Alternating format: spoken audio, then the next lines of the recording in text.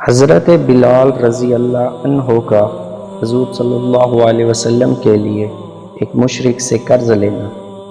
حضرت بلال رضی اللہ عنہ سے ایک صاحب نے پوچھا کہ حضور صلی اللہ علیہ وسلم کے اخراجات کی کیا صورت ہوتی تھی؟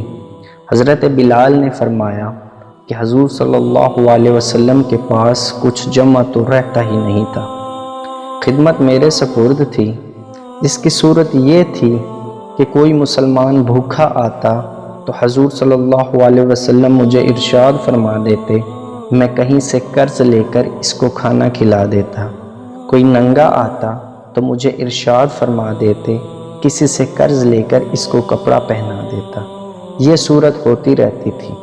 ایک مرتبہ ایک مشرک مجھے ملا، اس نے مجھ سے کہا کہ مجھے وسعت اور ثروت حاصل ہے تو کسی سے قرض نہ لیا کر، جب ضرورت ہوا کرے مجھ ہی سے قرض لے لیا کر۔ میں نے کہا اس سے بہتر کیا ہوگا؟ اس سے قرض لینا شروع کر دیا۔ جب ارشاد عالی ہوتا اس سے قرض لے آیا کرتا اور ارشاد والا کی تعمیل کر دیتا۔ ایک مرتبہ وضو کر کے اذان کہنے کے لیے کھڑا ہی ہوا تھا کہ وہی مشرک ایک جماعت کے ساتھ آیا اور کہنے لگا، او حبشی! میں ادھر متوجہ ہوا تو ایک دم بے تحاشا گالیاں دینے لگا اور برا بھلا جو منہ میں آیا کہا اور کہنے لگا کہ مہینہ ختم ہونے میں کتنے دن باقی ہیں؟ میں نے کہا قریب ختم کے ہے۔ کہنے لگا 4 دن باقی ہیں، اگر مہینے کے ختم تک میرا سب قرضہ ادا نہ کیا تو تجھے اپنے قرضہ میں غلام بناؤں گا اور اسی طرح بکریاں چراتا پھرے گا جیسے پہلے تھا۔ یہ کہہ کر چلا گیا۔ مجھ پر دن بھر جو گزرنا چاہیے تھا وہی گزرا۔ تمام دن رنج و صدمہ سوار رہا اور عشاء کی نماز کے بعد حضور صلی اللہ علیہ وسلم کی خدمت میں تنہائی میں حاضر ہوا اور سارا قصہ سنایا اور عرض کیا، یا رسول اللہ، نہ آپ کے پاس اس وقت ادا کرنے کو فوری انتظام ہے اور نہ کھڑے کھڑے میں کوئی انتظام کر سکتا ہوں، وہ ذلیل کرے گا، اس لیے اگر اجازت ہو تو اتنے قرض اترنے کا انتظام ہو، میں کہیں روپوش ہو جاؤں، جب آپ کے پاس کہیں سے کچھ آ جائے گا میں حاضر ہو جاؤں گا۔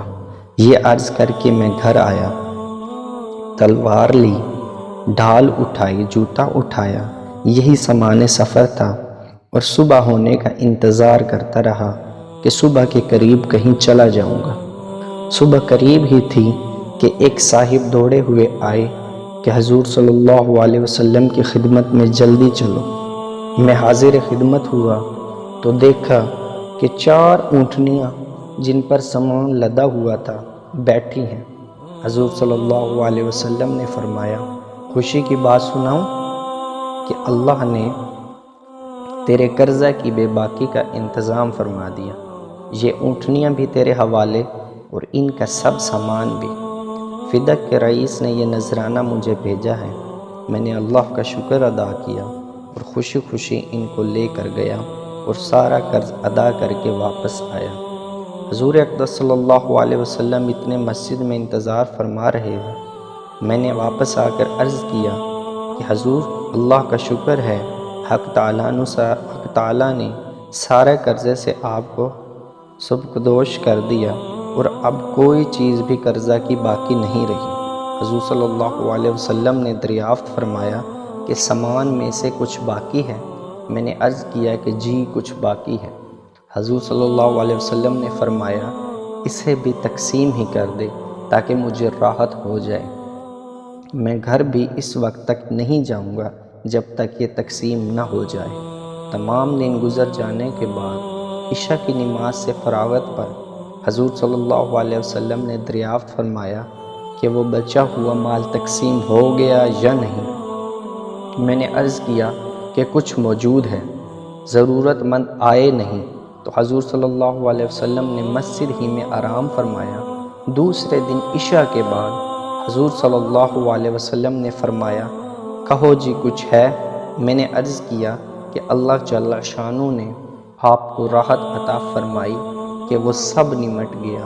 حضور صلی اللہ علیہ وسلم نے اللہ جل جلالہ کی حمد و ثنا فرمائی حضور صلی اللہ علیہ وسلم کو یہ ڈر ہوا کہ خدا نخواستہ موت آ جائے اور کچھ حصہ مال کا آپ کی ملک میں رہے۔ اس کے بعد گھروں میں تشریف لے گئے اور بیویوں سے ملے۔ فائدہ میں لکھتے ہیں کہ اللہ والوں کی یہ بھی خواہش رہتی ہے کہ ان کے ملک میں مال و متاع کچھ نہ رہے، پھر حضور اقدس صلی اللہ علیہ وسلم کا تو کیا پوچھنا، جو سارے انبیوں کے سردار، سارے اولیاء کے سرتاج۔ حضور صلی اللہ علیہ وسلم کو اس کی خواہش کیوں نہ ہوتی کہ میں دنیا سے بالکل فارغ ہو جاؤں۔ بس بھائی اللہ تعالی ہمارے دلوں سے بھی مال و متاع کی محبت نکال دے۔